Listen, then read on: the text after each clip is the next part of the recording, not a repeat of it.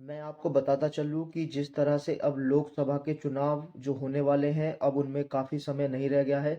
कभी भी चुनाव डिक्लेयर हो सकते हैं, लेकिन चुनाव डिक्लेयर होने से पहले जिस तरह से केंद्र में जो सरकार है, उसके लिए सुप्रीम कोर्ट के जो 2 बड़े निर्णय हैं और किसानों के चल रहे आंदोलन के बीच ये इलेक्शन अनाउंस होंगे। जानना होगा कि क्या प्रभाव इन इलेक्शंस पे पड़ेगा। नमस्कार दोस्तों, मैं प्रतीक कुमार एडवोकेट आज फिर एक नई वीडियो में आपका स्वागत करता हूं। उम्मीद करता हूं आप और आपके परिवार में सभी बहुत अच्छे, सुख में और मंगल में होंगे। दोस्तों, मैं आप सभी से हर एक वीडियो में रिक्वेस्ट करता हूं कि अगर मेरे वीडियोस आपको पसंद आते हैं तो मेरे चैनल को सब्सक्राइब कीजिएगा, मेरे वीडियोस को लाइक कीजिए, कमेंट कीजिए, शेयर कीजिएगा और नोटिफिकेशन बेल आइकन को ऑन कीजिएगा ताकि आपको आने वाली वीडियोस के नोटिफिकेशंस मिलते रहें। दोस्तों, अभी जैसे कि मैंने स्टार्टिंग में ही बताया कि अभी जो चुनाव हैं लोकसभा के, वो लगभग कुछ ही समय बाद अब अनाउंस हो जाएंगे। लेकिन मैं आपको बताता चलूँ कि चुनाव तो होने ही होने हैं, लेकिन चुनाव से पहले जिस तरह से हमारे ऑनरेबल सुप्रीम कोर्ट ने दो ऐसे निर्णय हैं जिनमें बताया कि एक तरह से लोकतंत्र की हत्या है और हम ये होने नहीं देंगे। हम बात करेंगे इसमें थोड़ी सी जो चंडीगढ़ के मेयर चुनाव थे। हालांकि अब जो मेयर हैं चंडीगढ़ के, सुप्रीम कोर्ट ने अनाउंस करने के बाद अब कुलदीप कुमार मेयर जो हैं आप पार्टी के, वो अब चंडीगढ़ के मेयर होंगे। लेकिन जैसे कि आपने देखा कि किस तरह से एक वीडियो आया जो कि रिटर्निंग ऑफिसर का था, जिसने 8 बैलेट पेपर्स को टेम्पर्ड किया। ये प्रोसीडिंग्स हाई सुप्रीम कोर्ट में भी चली, लेकिन सुप्रीम कोर्ट में बहुत ही ऐतिहासिक फैसला आया और इसमें पूरी प्रक्रिया जो चुनाव की थी, उन्होंने जो चुनाव थे वो नए सिरे से ना कराकर पुराने ही जो चुनाव थे उसकी काउंटिंग दोबारा से कराकर उसमें फेयर तरीके से जो आम आदमी के जो कैंडिडेट थे उनको जो है कुलदीप कुमार, उनको जो है डिक्लेयर किया है चंडीगढ़ का मेयर। दूसरा जो मुद्दा है वो है इलेक्टोरल बॉन्ड को लेकर, उसको भी असंवैधानिक करार दिया है सुप्रीम कोर्ट ने। अब ये बताना होगा सुप्रीम कोर्ट में कि क्या नाम है, आपका जो चंदा आता है, जो लोग अपनी इच्छा से जो कुछ भी डोनेशंस आपको देते हैं, तो उसका अधिकार लोगों को जानने का है कि आपने कितना, कहाँ से, क्या क्या डोनेशंस आई हैं।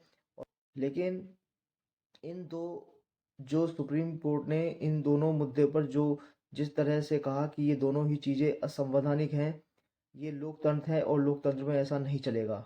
इसी बीच हम देख रहे हैं कि कुछ दिनों से जो किसान हैं वो भी अपना आंदोलन कर रहे हैं और किसानों का आंदोलन आंदोलन जो है वो इतना तेज और इतना एक तरह से कहेंगे कि उग्र होता जा रहा है कि जिसमें सरकार, उनका कहना है कि सरकार हमारी बातें नहीं सुन रही है। तो मैं सरकार को भी और किसानों को भी कहूँगा कि जिस तरह से जो माहौल बना हुआ है, इसमें किस तरह आप बात करेंगे या सरकार किस तरह से बात करेगी।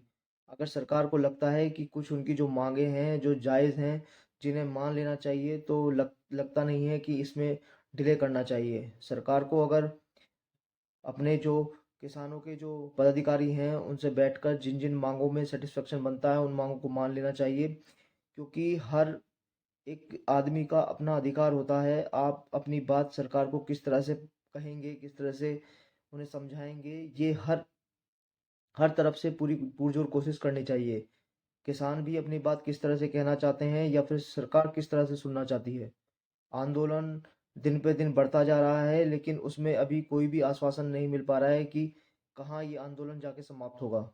क्योंकि अब लोकसभा के जो चुनाव हैं, क्या इस आंदोलन के बीच ही अनाउंस हो जाएंगे या फिर कुछ ना कुछ हल सरकार और किसानों के बीच में निकल जाएगा। अभी तक तो कुछ हल जो है नज़र आता नहीं है कि कुछ इन लोगों के बीच में कोई हल निकल कर सामने आए, क्योंकि ना तो सरकार सुन रही है और किसान अपनी बात या तो कह नहीं पा रहे हैं या समझा नहीं पा रहे हैं, या उनके पदाधिकारियों को सरकार से बात करने के लिए कुछ ना कुछ ऐसे जो उनकी मांगे हैं उनमें कुछ अमेंडमेंट करना होगा कि वो मांगे सरकार को जायज़ लगें तो सरकार उन्हें मान सके।